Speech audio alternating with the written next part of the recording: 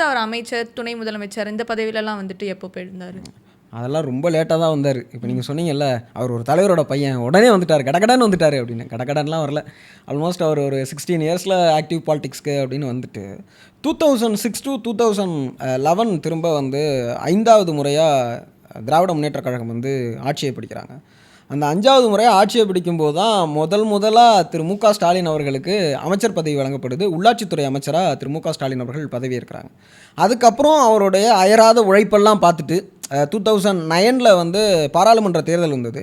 அந்த பாராளுமன்ற தேர்தலினுடைய கேம்பெயின்லாம் இப்போ பண்ணுறாங்கல்ல, அதில் யார் நட்சத்திர பேச்சாளர் அப்படின்னா, யாருக்கு வந்து ஸ்டார்டம் இருந்தது அப்படின்னா, அன்னைய தேர்தலில் வந்து 2009 வந்து திரு மு க ஸ்டாலின் அவங்களுக்கு தான் இருந்தது. அவங்க போன எல்லா தொகுதிகள்லையும் வந்து அதிருப்தியெல்லாம் தாண்டி ஆல்மோஸ்ட் அவங்க 28 தொகுதிகள் ஜெயித்தாங்க.